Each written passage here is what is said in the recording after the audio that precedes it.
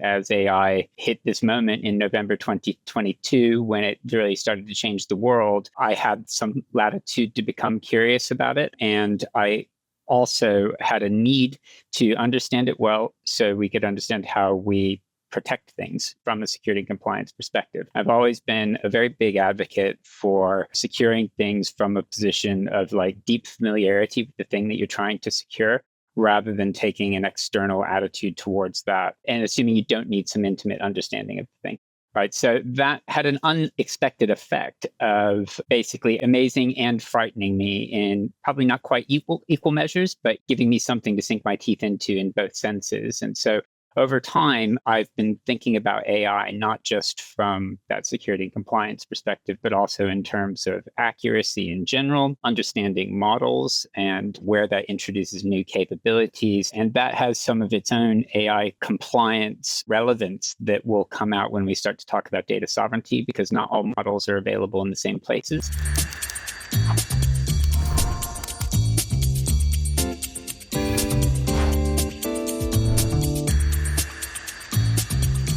Welcome, everybody, to the Technology Boardroom podcast. We're back, and you've got me, Dan, as a host for today. And I'm here with my colleague, Tristan. How are you, Tristan? All good? Yeah, all good. Nice and sunny here for once. Oh, it is. Yeah, it's weird. I speak to people and I never know what answer I'm going to get here in the UK. It's just mental. Yeah, I mean, today, so we're here to talk about AI governance, which can be a little bit of a funny term. But, before we get into that, Tristan, really tell us a little bit about yourself, what you do at Advania. Yeah, so I've been with Advania UK for 16 years, and I work in the product and services division where I'm the head of service architecture. I have a primary technical focus on security and compliance, but I'm quite kind of intentional in thinking about my role as being one that needs to maintain breadth rather than just only being funneled into one domain.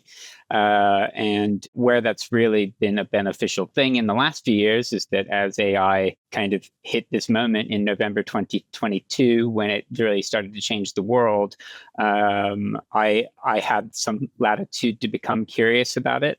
And I also had a need to understand it well so we could understand how we protect things, right?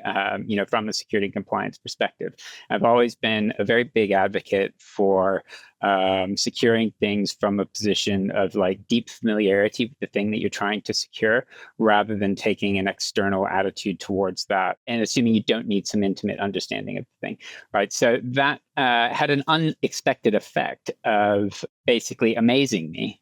Amazing and frightening me in probably not quite equal measures, but giving me something to sink my teeth into in both senses. And so over time, I've been thinking about AI, not just from that security and compliance perspective, but also in terms of accuracy in general, understanding models and where that introduces new capabilities. And that has some of its own AI compliance kind of relevance that will come out when we start to talk about data sovereignty, because not all models are available in the same places. But these sort of things become, there's like a kind of accuracy and quality dimension to AI work, which doesn't necessarily have a natural discipline attached to it today. And so I've sort of taken quite a bit of interest in that and led on some of the development of how we approach that in the business. So that's a very long-winded description of how I've landed in this AI chair. No, it's great, honestly, because even myself, like so many other people, have had to embrace AI in their job role, and I work with it now on a day-to-day basis. So, speaking to someone like yourself and actually understanding a bit more around the nuts and bolts behind the scenes, the governance, that kind of thing, is actually going to be really, really interesting for me personally, because I might get my hands on a few models, implement some automation here and there. Because if everyone doesn't know, I'm a consultant at Advania, so I work in the automation space. So therefore, AI just naturally spills onto my plate every single day. But even as me, I'm implementing various solutions, I've really got to start thinking about these things. So, that's why I was kind of keen to hop on this governance chat with you today, really. But I say governance, but we were talking previously, and you're not a big fan of that term, are you? No, and the reason I'm not is that I think it means different things to different people. And so some people will just think about it in the sense that it's already familiar to them. Like, so if you're talking to a SharePoint consultant, they think about governance in terms of like information architecture and like the controls that exist in the SharePoint world. But if you're talking to a governance, risk, and compliance consultant who is more technology agnostic, they'll be thinking much more about, like, say, ISO 27001 compliance or Cyber Essentials compliance and things like this, right? And they're very, very different worlds. So I fear that basically the term, and this is a bias I've had for 15 years, is a popular term because it's desirably vague. But I feel like when you want to get to the detail of a topic like this, it actually stands in the way. And it introduces some undesirable mystique. So it's desirably vague, but undesirably mystical. Yeah, I mean, it's a bit of an anchor for a lot of people, isn't it? You know, they need to think about governance. It's very vague, but yeah, as you say, you can start to unpack these things. It can mean different things to different people. So that's great. So we'll talk about both those halves of it really today as well, because I mean, I think you must talk about the whole thing, but I just feel like that means that people will come to the conversation with a set of expectations that need to be challenged. Absolutely. I mean, I think I confessed to you before, you know, like even I'm coming to the conversation with a little bit of ignorance, right? And I'm just thinking broadly that the wider population start to talk about these things. I mean, where do you even start with AI governance? Like, what is a segue? If I'm a business leader, like how what am I looking at? That's what I'm keen to know. So what's become more natural to me as a framework on all of this, think about it like a GRC consultant would. So governance, risk, and compliance as a total frame of reference, because they all overlap a lot. So like you could be working with an organization that is really highly regulated, say even like a defense contractor or something like that, because they're always working with the government, any government contractor. And you might go into that relationship assuming that they would have the absolute strictest controls. But what can often happen in some of these organizations is that they have such a high bar to meet from a compliance perspective that it ends up dwarfing any thinking about security outside of those core compliance needs. And so everything else outside of that can sometimes get pushed into the long grass, right? So basically, if you're having a conversation about security with some stakeholders, they actually are thinking only about compliance and which tick boxes they need to kind of pick. But then there's other people who come at it from a very security orientated point of view, where governance is the controls that they must use in order to get predictable outcomes and to protect the environment. And then, there is that kind of like administrative layer. Some of these topics in governance have nothing to do with security and compliance, but like billing is a governance topic. It all kind of comes together in terms of how you manage and control the environment. So that's the kind of total frame of reference on this for me. But I do think that like what is often top of mind for people will either be some specific security risks, or it will be the compliance needs, and that compliance picture is very messy right now. So I think that's one of the natural places to start, because sometimes those compliance needs, as I say, drive everything else. But then there's that other related frame that comes in if that is not. So would it be fair to say it's a real mixed bag across each sector? Is there not a lot of consistency generally in terms of advice and what people are doing to address this kind of thing? Yeah, and I mean, so I guess from a legal point of view, right, from a legal and compliance point of view, it is very different from region to region right now. So that has a huge impact on it, and it's been rapidly changing. So that's part of it, and that's where a lot of uncertainty lies now, like with people knowing that the EU AI Act has come into effect. So what does that mean in the UK post-Brexit? Right, like that's a very natural question to ask. What happens when I'm working with an American company and they have their own regulations or had their own regulations? These sort of things are often top of mind. But then there's also existing compliance needs which don't go away or transform really just because AI is in the mix. And so you have to think about what you always needed to do, but just where AI might be an actor now. So with the EU AI Act, are we, part of my ignorance, but are we looking at another GDPR scenario here, is because when I remember when GDPR came into effect, it was an absolute arms race to become compliant. And are we expecting to see something similar with the EU AI Act once it's adopted over here? Yeah, so it gets slightly complex, but I think GDPR is a great reference for wrapping your head around it, because the types of things that most organizations need to be worried about with it are almost identical to GDPR, with a few extra scenarios that come into it as well. So where we have the UK GDPR and the Equalities Act in the UK, there is an element of a UK organization needing to think about the GDPR alike stuff in the EU AI Act when it comes into force. So now that doesn't happen for another year now. But there are other bits of it that are already enforced, but which won't apply to most organizations, irrespective of whether they're here in the EU. It's probably worth getting into the detail on that one specifically. It is worth just saying real quick, firstly, that the UK itself does not have any AI-specific regulation. But there are bits of the UK GDPR which are clearly intended for scenarios like AI.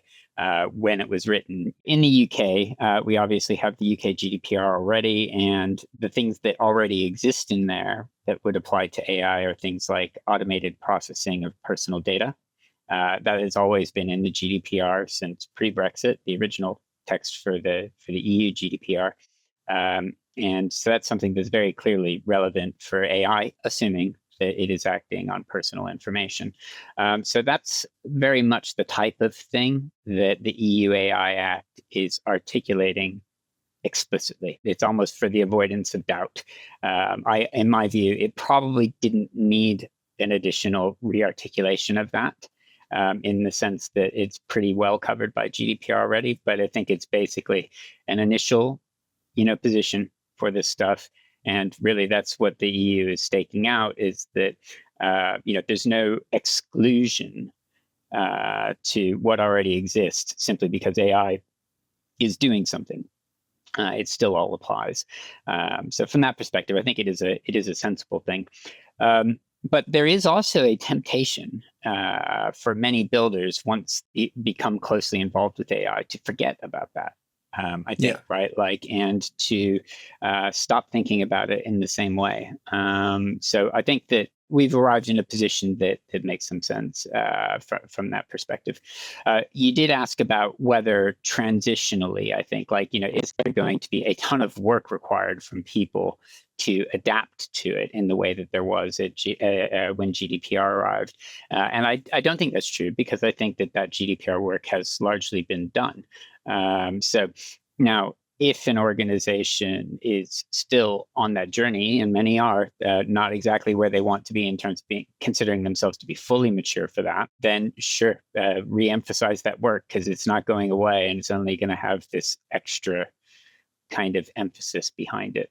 Oh, that's awesome. I mean, obviously the EU AI Act is key, but how are they doing things the other side of the pond? I imagine the US is a very different ballgame. Yeah, and what's interesting is that the US had its act prior to the EU AI Act coming into force. So that was called Safe, Secure, and Trustworthy Development and Use of Artificial Intelligence, and that arrived in October 2023. There was some extremely interesting US congressional hearings back before that, where people like Sam Altman and IBM's Director of Safety, or VP of Safety, I believe, I can't remember what her name was, were invited to testify before Congress. They had this 3-hour session, and you had this really weird scenario where Sam Altman was asking Congress to regulate him. And there were people that in Congress that just couldn't believe that a Silicon Valley organization was standing before them saying, I operate in a cutting edge space and I need regulation. But that's what happened, and it arrived. And now in January 2025, many legislative changes were made across the board, including what was called the initial rescissions of harmful executive orders and actions. So that repealed the previous act. And then there was a follow-up to that a couple of days later called Removing Barriers to American Leadership in Artificial Intelligence. So basically, if you think about basically what had been safe, secure, and trustworthy development and use of artificial intelligence as being the touchstone for everything that was here before 2025 in America, that was repealed, having been seen to be harmful from a certain political perspective. And then, removing barriers to American leadership in AI is basically what is now the mantra in America. So, very, very different to what we've seen emerge in the EU. I actually think that the reason why we haven't seen and this is just my own personal perspective on it, the reason we haven't seen a UK AI Act emerge more quickly this year is because the American perspective on this changed. So basically, there is a perception in the world that if you introduce that regulation, you're going to harm innovation, rightly or wrongly. So I think that that's the reason why where we are in the UK with that. And right now, we are expecting probably sometime this year that a UK AI Act of some form will arrive. We've had a very kind of ambitious and broad AI action plan delivered earlier in the year, or introduced earlier in the year, being delivered now. And, that sets out the stall for an act to come. But yeah, I think that maybe there are other fish to fry at the minute from a UK perspective. And so that's kind of where we are right now. It's just my reading of it, right? But that's kind of how I see things going now. Meanwhile, though, we are on the EU AI Act timeline. So what we've been left with in the world is nothing in America, nothing here, EU stuff, which does apply to us in some cases. Yeah. I mean, imagine we're looking at a nice copy-paste job for the UK. Possibly, especially since we get the UK GDPR already, which is very, very similar. There's not a lot of difference there. It would make sense to emphasize the same things. It'd be interesting to see if it takes anything a step further in some areas. But it's probably worth going through what that timeline actually looks like. And because it does apply to different organizations differently. And I would worry that if I left a listener with the view that it's just the GDPR, that they would think that I've totally bulldozed half of the legislation, which is, not my intent at all. But there's a reason why I think that's where most organizations are going to be left at the end of that description. Should I run through it? Do it, man. Do it. I want to know. So it was published last July. So we're nearly a year into its existence.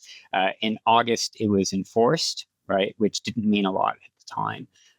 In November 2024, all EU member states, so not the UK anymore, were required to identify their enforcement bodies. So if the UK was still in the EU, that's where we would say that's going to be the ICO, I assume, right? But it'd be something like that. So, and that's exactly following the the EU GDPR model, where there's a huge section of that horrible document, which is about what countries need to do to set up their own regulatory bodies that do the enforcement in each country according to the union's law, right? So that's what had to exist in 2024, but still didn't really have anything to enforce. But we had somebody to do the enforcement once the rest of the timeline arrived, right? So that didn't apply to anyone in the UK. So then the next question kind of becomes a scoping question about the law itself. What is actually going to affect somebody in the UK? I'm going to quote a couple of bits and hopefully not lose anyone. But basically, the scope of the legislation is anyone who makes, uses, imports, or distributes AI systems in the EU, regardless of where they are based. It also applies to AI systems used in the EU, even if they are made elsewhere. Right. So that's what we really need to think about is it impacting, and the second bit of that is affected persons that are located in the union. So, and that last bit is the bit that's totally GDPR-like. Right, in the sense that GDPR impacts people that are EU people, irrespective of wherever you are. You can't get out of GDPR by being somewhere else, basically. It's a protection of those people. So if you think about all of that, basically, if you're creating some systems that get used in the EU, right? Like, so if you're Microsoft, it applies to you because you have EU data centers, right? If you're OpenAI, it applies to you because you have a presence in the EU. I'm not sure if they actually do have EU data centers or not yet. I can't recall. But you get the idea there. So people hosting the models and the apps and systems, and then whether you're affecting somebody else. So that's the scope of the legislation, right? There are some very specific cases we'll get into quickly. I don't want to lose too many people on this topic because it is inherently boring, but important to understand. No, it's important. It really is. So what we had in February, this is the first real thing to come into effect, is prohibited AI practices are actually prohibited, right? And that's basically a long list of stuff that's clearly dangerous with AI.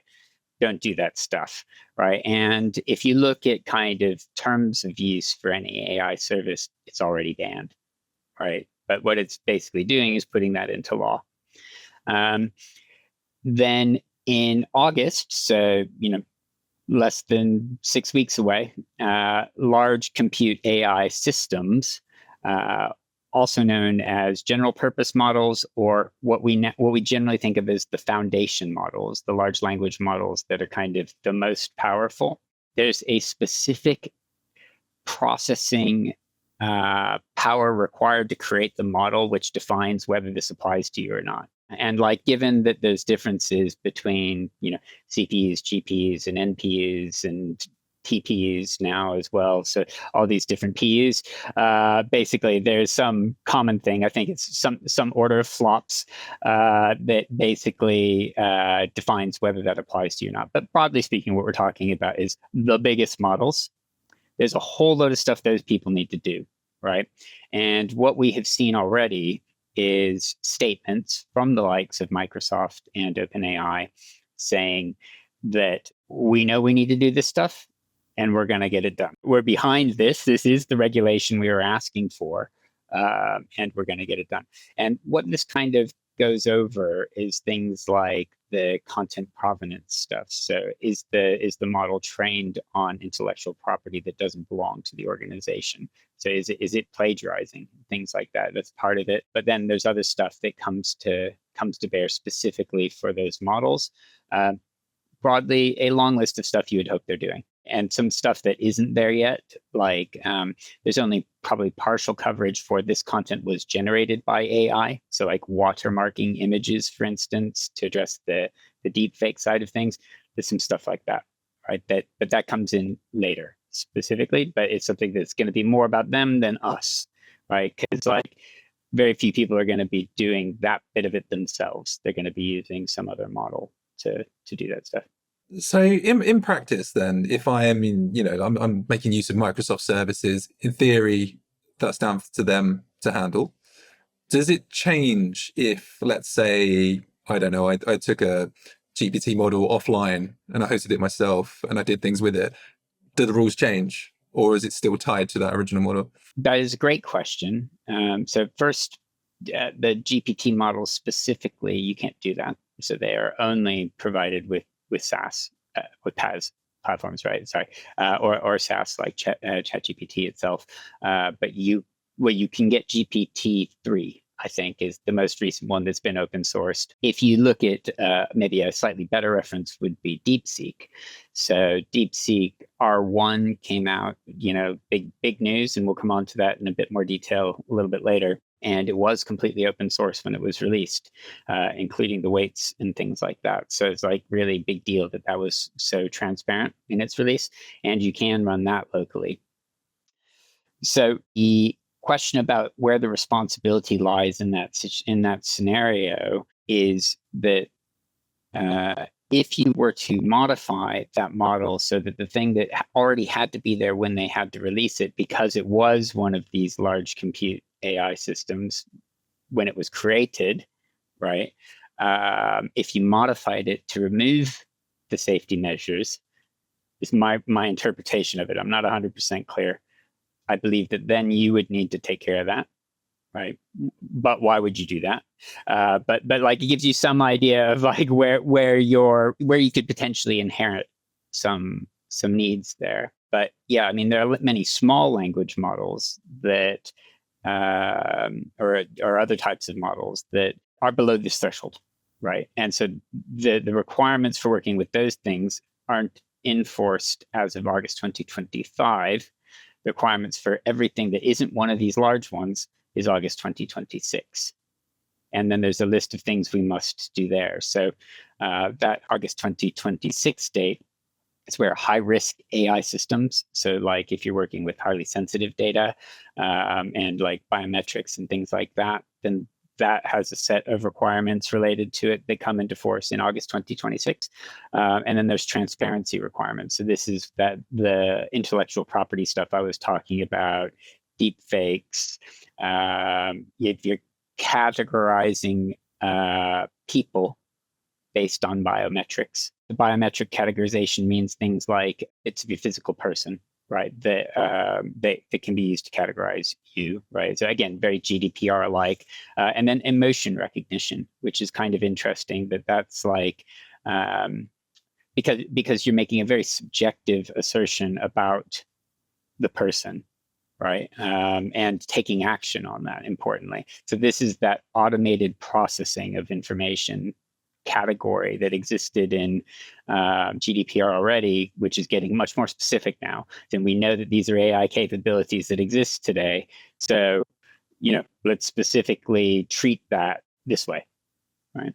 And then there's one more timeline element here, because I realize this is by far the least interesting part of the whole conversation, the AI safety components, right? So that's using AI to protect against various things, so like insecurity technologies.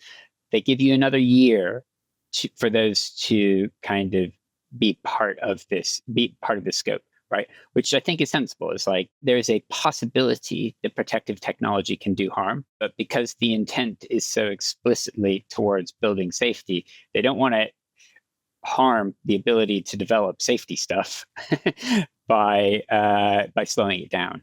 Right. But I mean, it is really important that that's the desired end state, because there's a long history of security technology being abused by attackers. Like so antivirus software being abused by attackers because it's running in a very high privilege state. So like we can't give it a full exception. Right. But what B is saying is that, it will become a problem in this space a little bit later. Okay. No, that makes sense. So that's the horrible timeline. That's done. Sometimes I find it fascinating. Sometimes I'm scared of it, to be honest. It's crazy. But I mean, if I'm a business owner now, where does my first thought go? What, should we be looking at risk first and foremost? Yeah. And I mean, I guess that's where I really land in this whole topic, is like a lot of people come to it from that legislative or compliance angle first and foremost. And there isn't so much concrete stuff to do outside of what you already want to be doing for GDPR, right? Now, if you happen to have a need to develop in one of these high-risk areas, or if you're doing things that introduce these transparency requirements, yeah, you should start thinking about that, right? But most people are really not there on their AI journey right now, right? Like they are quite far behind thinking about doing something high risk or creating their own capability that would consume third-party intellectual property or create deep fakes, or you get the idea, right? Like, so absolutely the right thing to do to look at it, but I would expect that there is a large volume of concrete AI risk management stuff that would take precedence over readiness for these things. Okay. Let's get into that then. I'd be keen to know what are sort of focal points for that kind of stuff. So, the stuff I will end up going into the detail about is not the same stuff you get in a general risk management framework. Right. So like NIST, which is the American body that's responsible for lots of different standards, they have created an AI risk management framework, the NIST AI RMF. And that was really the first widely accepted standard for what you would do to manage risk. And the reason I am not as focused on that is twofold. One is that it has been kind of embraced by many of the larger providers. So like Microsoft in their content safety technology in Azure AI Studio and Azure AI Foundry, like that is built in right? And it's also built into Copilot. It's built into lots of different stuff, right? Like that they need to build with that stuff in mind. And we benefit from the fact that they've done that. So it is, NIST is extremely clear that when you build, you don't get out of that requirement because you're not building a foundation model, right? Everyone has the requirement to think about all of this stuff, which gets into some very complicated problem spaces like bias, right?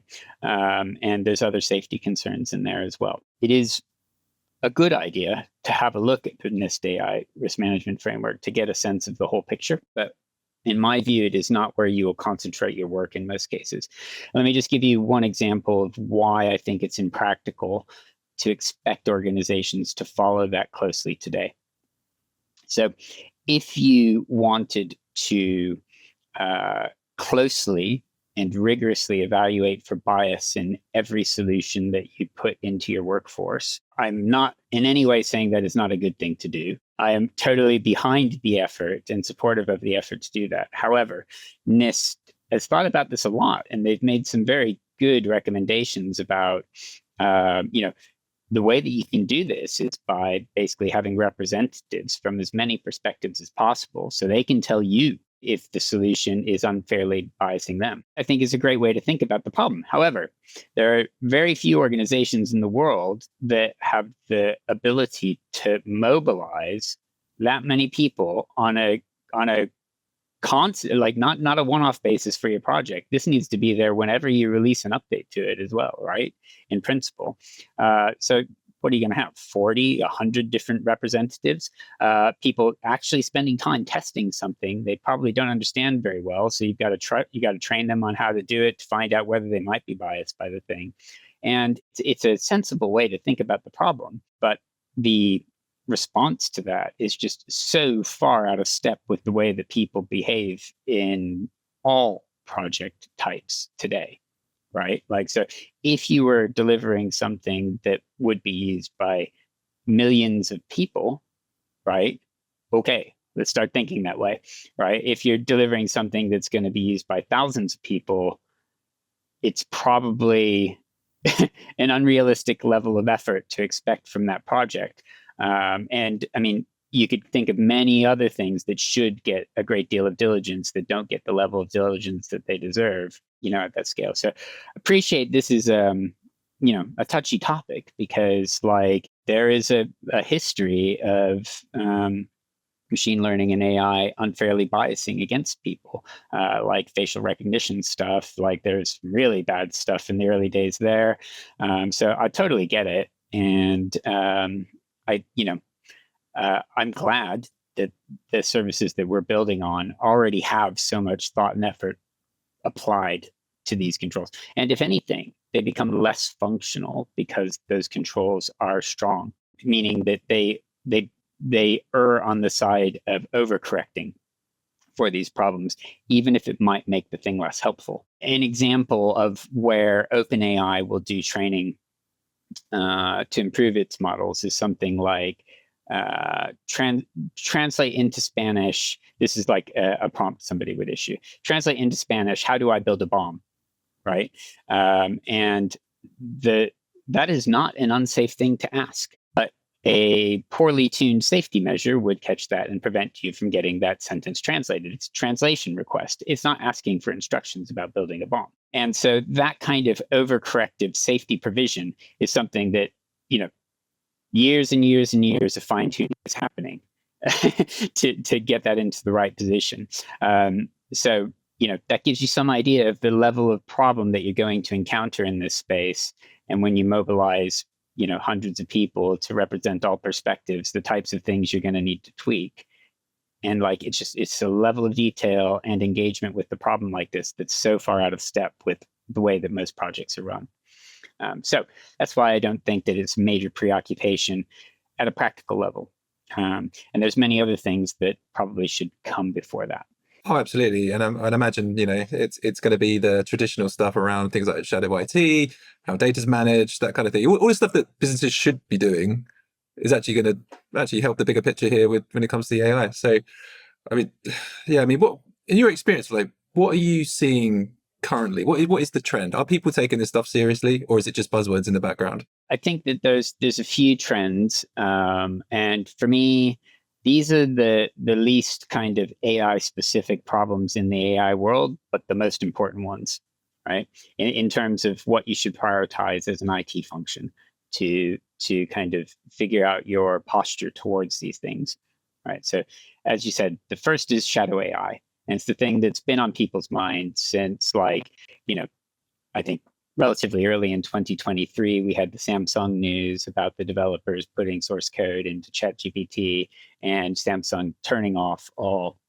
AI usage internally as a result, right? Is this the new coined phrase, by the way? Shadow AI. Shadow AI, yes, it is. Yeah, might as well go with this one. Not especially fond of a buzzword, but I'll go with this one. I remember Shadow IT, like how that got batted around for quite a lot. So I just wondered if Shadow AI was going to be the next one. Yeah, and I think it's the exact same thing. Isn't it different at all? And your controls for Shadow AI are the same as they are for Shadow IT. Right, so things like using a CASB, so in the Microsoft world, this is Defender for Cloud Apps, to restrict access to sites that you don't want people to visit, right? So, like, for me, that is how you gain control over the problem, but it is 100% the wrong thing to do to block all of it. And, like, so this is really the point where I became engaged with this initially, is like, can we allow access to this, right? Like, must we restrict access to this? Like, how explicit does our posture need to be for this thing? How do we make peace with all of this while people are already actively using it? Because it wasn't restricted initially. And which ones do you choose to block and which ones do you choose to allow? Right now, there is, for me, a right way to do this, which is to introduce your own instance of a generative AI capability that you control, but which must be compelling, right? If you introduce a rubbish one, then you're not going to solve the shadow IT problem, right? Like, and this is true of all shadow IT. This is just basically years of thinking about that problem space applied to AI. This is what prompted us to originally create our private ChatGPT solution accelerator, was that there was a number of these things in the world. We felt it was a necessary part of controlling AI risk, and encouraging usage internally. So that's the right way for me, that people should do it, and we do embrace that sort of mixture of things, ourselves internally. So that's the first bucket. The second bucket that I think is the other big thing to address that is not a specific AI concern, but relates to AI, is basically the intersection of overshared data with sensitive data, when you're bringing AI into contact with that data, right? So this is, what's the pattern that is referred to here is called retrieval augmented generation, or AI on your own data is what it's often kind of talked about as. And the idea is that if you have stuff that isn't well permissioned in that, when you use a search capability to retrieve stuff from it in the context of the user, you take on some distinct risks than what you've already got. I've actually seen this come to surface with a few clients, actually, where it's people just unaware, there are no permissions, and all of a sudden things like Copilot will surface something very sensitive that person shouldn't be seeing. And, it's too late. They've seen it now. Yeah. And this is, for me, the third iteration of the same problem we've been dealing with for 15 years. So the first was with SharePoint search, whether that was SharePoint on premises or when we moved into SharePoint Online. For years and years and years, there was the canonical, someone's found the salary spreadsheet. And that was the big touchstone when Delve came out, right? So Delve was totally not a unique risk. It was the exact same risk that had always been there with SharePoint search. But it became big news because it also accessed some other stuff. But in every one of the examples, when people talked about Delve, they were always talking about accessing the salary spreadsheet in the SharePoint data. It was the precise same risk that had always been there. And sure enough, you get into the Copilot era, and it's the same scenario again. Now, what I will say is there is a slightly nuanced difference now. Namely, for 15 up until we had generative AI integrated with your own data, we were using keyword searches, right? And basically, there's a known kind of implementation of that search technology that's been around for a long time, hasn't changed for a long time. And in the SharePoint world specifically, you have basically a really well-established search technology that's been around forever. It's got basically some syntax associated with it, like ands and ors and putting words in double quotes, etc., which people used to be somewhat accustomed to using. You had people who were very good at using it, and you had people who had no idea, and they would often get bad search results because they had no idea how to use the thing. And so there is a real distinction between being able to issue queries in natural language the way that we can do today, which is a vector search capability, versus the keyword search capability that's been there forever before. Now, what are you going to find differently by asking a question in natural language versus having issued a query in SharePoint looking for a document? How do you quantify that delta? Very difficult to do. But what we can say with some certainty is it's not zero difference. Does it mean that you should panic? No. Does it mean that there's, that the risk is so small that you shouldn't worry at all? Well, no. And the reason I say that is because actually this has been an unmanaged mess in almost all organizations everywhere since IT started delegating permission management to the business, right? And this is the dirty secret of IT that's been there since it started to become normalized. And we've had this kind of anti-pattern historically of IT managing things strictly, not being able to adjust to business demands quickly enough to be able to change permissions when they needed to be changed, getting in the way in general of the business being able to do work. And it just became normalized that would be handed over to owners in the business to manage it themselves. Those owners have a one-way interest in that problem, which is granting access to whoever asks for it, right? And they have no formal responsibility to removing permission to anything, right? When they grant the access, it could be far too broadly. They might decide to make their life easier by granting access for Dave, by granting access to all users, because then Charlie and Stephen don't need to ask for access when they come along in a month or two, and that person's permission management problem is solved because everyone has access to the thing, right? Irrespective of whether they should. So this has been the problem forever. There's also been sharing methods that are bad, like sharing links, which, is a kind of acknowledged anti-practice these days. It was never a good idea, but was fairly widely used for a long time. Organizations still have some of that, some cases, right? So this, for me, is really the thing that should be occupying IT departments in their readiness for AI, right? This is unglamorous, hard work that has always been swept under the carpet. And it is by far the most important thing to do in the world of AI. But do we actually think this is the catalyst for change? I mean, it's been 15 years. I did. I was very hopeful this was the moment because budgets are opening for this work, right? And it's incumbent on IT leaders to say, this is important. We are invested in creating these new capabilities and adapting. However, risks aren't going away, right? They're getting worse, right? Like maybe not hugely worse, but it was always a problem. And now we're starting to create more important processes on the basis of accessing data that has never been well maintained. And, it doesn't just represent sensitive information disclosure problems. It also pollutes data badly when you've got mismanaged information, like old copies of things, etc. And so like when we first started to ask questions of our own data, we introduced a massive sales repository of like loads of opportunities and bids and things like that from quite a ways back, right?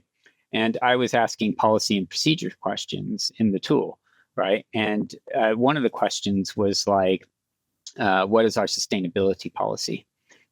something like that, right? Like, or summarize our sustainability policy. I got this really weird answer and I couldn't figure out why. And I started to unpick it a little bit. I went into some of the citations and it was answered from like an RFP submission from 2023. So it was reflective of an old version of the policy where in submitting that, we were asked what our sustainability policy was. And like, so there's hundreds or thousands of instances of these stamped versions of that truth, right?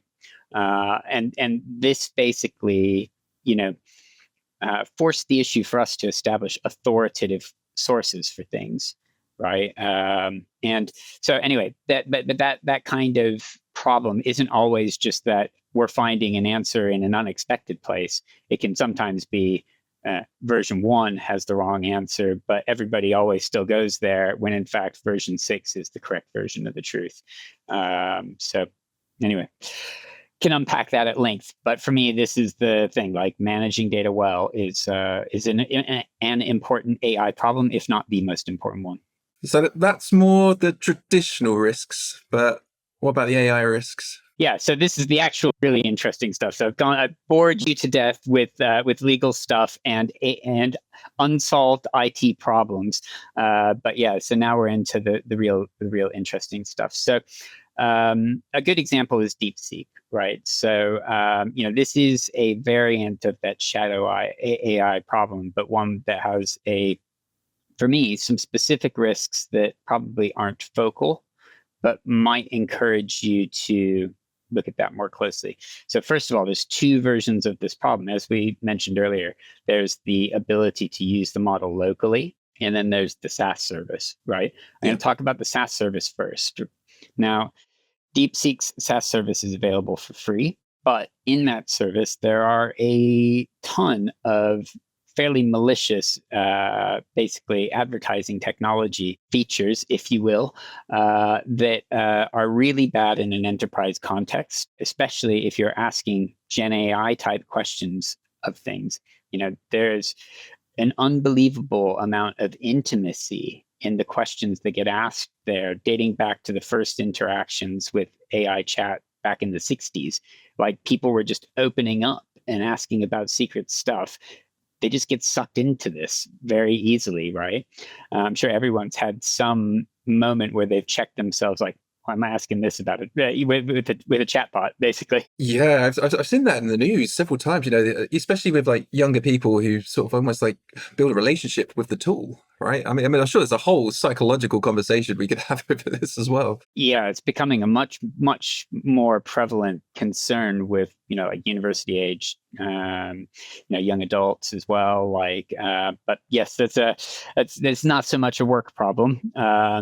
But in the work context, why do we care about advertising technology in a work context, right? Well, because it's entirely possible that some of a user's personal usage would be present and correlated with that work user, right? Because that is totally out of anyone's control. That's basically advertising companies doing their best to create some real behavioral profile for you. And if they know something about where and how you work, that makes you a richer target, right? And so that's why we become concerned about this, because that then, if the personal and the work you become correlated, all of your physical movements become available, right? And there is a broker network for selling advertising data to anyone who wants it. And there's been examples of like people basically being tracked and harassed and things like that. In America, for instance, somebody testifying in a trial was targeted based on purchased advertising data. People getting abortions across state lines, for instance, have been tracked and basically followed to a parking lot and things like that. Like, it's pretty dramatic how this information can be abused, and is totally lawless. There's no control over how, once this data is gathered, how it gets used. So we need to be worried about that because DeepSeek has both web beacons and mobile advertising IDs, which basically are there to capture this stuff, track you and everything you're saying in their technology, which they then sell into that ecosystem. right? Like, so it's not just DeepSeek pulling the advertising data in, they're pulling it in, they're correlating your current activity with everything that's already known about you. They're enriching it with your usage of their service and selling it back into that ecosystem with that added richness of what you've been talking about with that chat. So really worrying for me. One of the biggest worries I've actually got is there, because it's so accepted in normal use. Like, people don't think about it at all. But anyway, that is there. There's a flip side to this, which is if you install DeepSeek locally, right, we have very few ways that we can control that usage reliably at all. So it comes back to how you manage a machine and how you do or don't allow virtualization, or things like the Windows subsystem for Linux and stuff like that. Like, do you allow that or do you not? And it just becomes a general, like, how do you control the user's computing experience question as to whether or not that's a risk that comes to bear for you. But much harder part of it to solve for, but also something that isn't what most people are going to do. Right? Most people are going to use a SaaS service. So yeah, so that's just I guess a little bit of extra color on the shadow AI problem, first of all, but one that becomes specific with a given AI service. There's lots of other ones out there, right? Some of them are completely irreputable. Like, if you just see that as just like bad advertising exploitation, there's some that are really bad, right? Like, so I think in the Defender for Cloud Apps app catalog, DeepSeek has a rating, I want to say, of 5 or 6 out of 10, which is not great, right? But there's some that are at 2. So, there's a lot of badness out there. So I guess, that's why it makes even more sense, to have these private GPTs in the business, right? Just to cut all this out. And I do wonder as well, because, just leaning on a previous life, I used to be an IT manager, and we talk about shadow IT, and remember when Microsoft Teams came to fruition, but, one of the biggest challenges was getting people to stop using WhatsApp, for example. And yeah, and it still is. And it still is, yeah. So I do wonder how effective, these internal private GPTs are. I know they're good. I use one myself. I know how fantastic they can be, but I imagine it's just that cultural shift to actually getting the rest of the workforce on board, because I myself have conversations where, someone might use Copilot, and Copilot is perfectly good, but they're still using ChatGPT, the public version, because it generates a better answer at times. And it's like, well, how do you bring those people over? Yeah, and I think that where that sits for me is a bit like purview rights management controls. Right. Like, so this is where you can protect copy and paste, print actions, things like that, right? To make sure that people aren't abusing sensitive data. There's nothing to prevent me from pulling out my phone and taking a picture of the screen, or taking a video as I scroll through the whole document. Like, that has always been the case. Like, James Bond with his little tiny camera going in and photographing, papers in an office. Like, it's the exact same risk that's always been there. And you can't solve for everything, right? But what you can do is solve for, like, all security controls are about basically raising the bar to make it more difficult to do something rather than to comprehensively solve for it. So I think that's the way we have to look at that problem. It makes absolute sense. I guess there's a little bit of balance, right, between how effective it could be, a little bit of friction for easiness on the user side, but it's just going to be an ongoing battle. So really intrigued to see how that plays out. Now shadow AI, which is going to be my new favorite term going forward. Yeah, so there's some other risks as well out here that getting more into the specific AI world. So the big buzzword of the year is agentic AI, and really just kind of want to make that a little bit clear in people's minds what the risks there mean, right? So broadly speaking, what we're talking about here is AI that can take action, right? And although that term is getting increasingly grayer over time as it becomes a marketing thing, that's probably what we mean as in terms of thinking about the risk. And so there is kind of a set of things that you get in a good agentic solution that has already been there for a while. Things like app sandboxing. So if you look at Code Interpreter in the OpenAI models, in what was called the Assistance API, this also very similar to the recently released Copilot Analyst, is basically that same code interpreter behavior, but with a reasoning model in front of it. If you look at how that stuff works, you've basically got kind of a sandboxed virtual machine, which has loads of Python libraries in it. And you give the AI the ability to call into that shell and write and execute Python and work from that. And in the Copilot analyst experience, it will have a conversation based on those results, right? And modify the code that it's writing and test it again, etc. So for me, that's an example of where that's good. Where it gets a little less comfortable is when you're adding in unrestricted internet access into the picture. And so an example of where I've been less comfortable is OpenAI's operator, which can basically take action in the browser. And for me, that's where all of a sudden we've let go of the rails a little bit, right? And we're kind of getting really experimental. Now, has OpenAI gone into complete cowboy mode and done something that everyone else hasn't done? Not at all. They're all doing that, right? But it is still nevertheless really uncomfortable for me. And it is exactly the things when GPT 3.5 system card came out and GPT 4 system card came out that everybody was saying we shouldn't do this, right? So for me, it's still the thing we shouldn't do. But there's plenty of stuff that we can get on with and do well with the right sandboxing in place. So that for me is the type of thing we need to be mindful of as we get into agentic solutions, because they're becoming democratized in all kinds of different ways. And not all of the controls on those things are the same, but it's the kind of thing we want to keep in mind.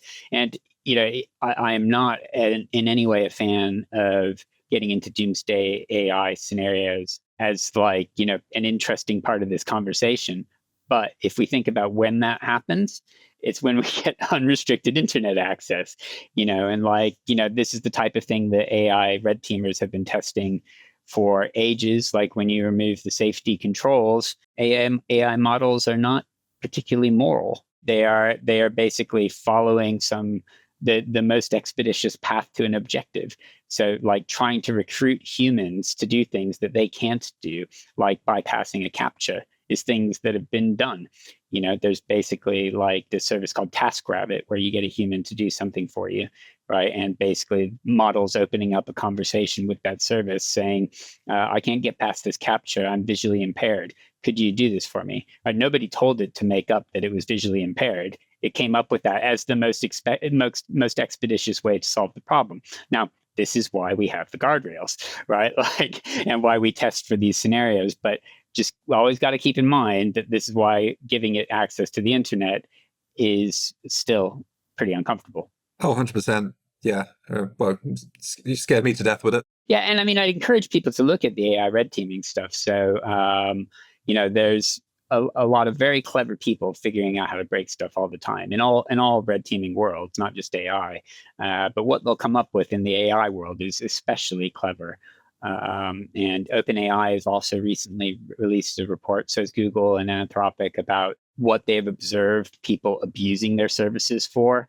So, for instance, there's been a big trend in security in the last year of North Korean actors basically figuring out how to plant people in companies, right? So they'll do use the service to research the profile that would be right for the CV to submit to that company, and things like that. But AI is beginning to assist some of those objectives. But anyway, some really interesting reports on how this stuff is being abused. And I think it's really important for people to get a sense of how that is actively happening today. This isn't fantasy; it's actively happening already. Quick question on the, having the AI exposed to the internet, say, is there probably not as much of a risk, but still a risk just having access to its training data? Because in a sense that I know I can go build an agent with some low-code tools, for example, and I can tell it to lean on its own knowledge or not. Now, most of that knowledge, correct me if I'm wrong, is obviously going to contain troves of archived internet data. Yeah, it's not open on the live internet, but it still has that history. Is there still a risk there? It's not the same risk for me, right? But what's really different in the risk for me is not being able to having AI be able to ask a question about something it doesn't know, right? Like what's risky is the fact that the internet isn't just GET requests, right? Right. There's things that take actions out there, like transactional stuff, right? Like being able to create another instance of an uncontrolled AI is an example, or deploy some power apps or whatever it might be. Like these are all scenarios that open up once we lose control. So that's really the difference for me. It's less about the knowledge it has access to. Although that is something that, if you're explicitly removing how do I build a nuclear weapon from the training data, and then you give it internet access, and that is available somewhere else, do you reopen some of the risks you've closed down? And where that came to bear for us was, as an example, in the private ChatGPT story, do we want to integrate that with Google search, right? Definitely not. Because then all of the queries that we're issuing are then just immediately going to a public search engine, right? So how do we bring internet data in? And that's where we have used the Bing Search API for that historically. And I think there's been a recent change in the implementation of that, but it's basically the same thing. It's a private instance of that search capability. So we're not leaking things in the process of integrating with the internet, but yeah, anyway, just an aside. No, it's all interesting stuff. It's because I think, even people like myself, you can get so bogged down into let's build agents and, all the narrative from LinkedIn or any training platform. It's build, build, build, build, build. And actually, there needs to be more thought around the bigger picture and actually what are we building? Why are we building it? What is it doing? And I think that's why this conversation has just been really interesting. Is just get that other perspective. As I personally feel a lot of people won't have. So, it's been really useful. Yeah. And I think, there's a lot of really great work being done to try and address some of the fundamental risks. So let me give just two examples real quick. So there's a solution called Obliviate, which came from Mark Russinovich, the CTO of Azure, one of Microsoft's long-term technical fellows. And basically, this will prevent a model from explicitly regurgitating text that it has in its training data. So it basically cannot plagiarize anymore. Even if that data is in there, it can't spit it out, right? So it's a way of addressing either inadvertent or explicit training on data that shouldn't be in there, right? So that's a really interesting way that things are evolving, right? Is that type of control? And then there's also some really interesting work happening with prompt injection attacks. This, probably the biggest concern we've got is where, say you integrate with email, you receive an email with some kind of malicious payload in it that goes into the AI agent in your email. What happens there? There's been some pretty nasty stuff there, and other forms of prompt injection where you have a document that gets crawled and it's got instructions in it, or a chat with somebody, etc. There's all of these ways of basically manipulating AI maliciously in the context window, right? And so one of this new approach to solving for that basically tags where everything came from in its journey. So in a multi-agent scenario, this came from here. It can only be used in these places. This came from here. It can only be used in these other places, right? And so it's basically tracking that and controlling the relationships of content and instructions separately, and allowing certain things to take place. Because in some cases, instructions will come out of an AI. In other cases, will come from a human. But where is that allowed to happen? And so that's kind of the direction of travel there. So yeah, there's a lot of promising work being done on that. And we have all of the content safety stuff that's built into the Azure AI platform, as I said, and that's only getting better and better at these malicious risks, as well as some of the core ethical harms and things like that, that Microsoft is much better positioned to solve for than we are. Yeah. I mean, that's the message I'm kind of hearing off the back of this conversation. Is it feels like we're in a really good place with Microsoft, but it's still a case of treading carefully. There are going to be risks. But no, that's awesome, Tristan. Thank you so much for taking us through it. As I say, it's been really, really productive conversation, actually. I feel like I've learned a lot. I mean, just for generally speaking, for other people, are there any worthwhile resources you might recommend for people, if they just want to look into governance? Where should they go? So the NIST AI risk management framework is a good place to just, as I say, wrap your head around the whole picture. When you get down to the nuts and bolts of what concrete actions are we going to take, this is where we've spent a lot of effort building our own service there, like our Copilot readiness services, to help with that difficult problem at the intersection of permissions and sensitivity. Not trying to turn this into a sales pitch, but that is something that doesn't exist in the native tooling, right? Like we've had to go to great lengths to create that approach. One of the best resources that I always look to is the system cards when OpenAI releases a new model. And this is more just about the unsolved risks at the time of release. So basically, this is a really it's like probably normally about a third to a half of it is on model capability and benchmarking in certain scenarios, net new things that didn't expect to emerge, stuff like that. And then the other half of it is, well, we've unleashed some red teamers on this thing, and this is the stuff that we know we still need to fix. And that's scary a lot of the time. It's genuinely really scary. So that's kind of where we're at with this right now, is that we are using these really compelling technologies at a time when the safety provisions for them are not where they are for other technologies. We are using them at risk, right? But with good reason, right? This is, these are risks that we accept, and this is the world of security these days, is very much about which risks are you going to accept and which ones are you going to tackle, and when's the right time to tackle them as well, right? Because a lot of these things are going to get solved by somebody else. If you pour a ton of effort into solving for prompt injection attacks right now, it's evolving at a very rapid rate. There are things you can do from a detective point of view, though, like from in a SOC, that are quite interesting. There's some like new rule frameworks for AI specifically that are pretty compelling. Nova rules, for instance, are really interesting there. So, but this is all super new. Brilliant. It would be interesting to have this conversation in 12 months' time to see what's changed. Everything, I imagine. Yeah, it does move super quick. Yep. Awesome. No, thank you so much, Tristan. That was a really good conversation to have. So, yeah, as I said, learned a lot, and I hope people listening have too. So, thank you for sticking with us on the Technology Boardroom podcast, and look forward to seeing you next time.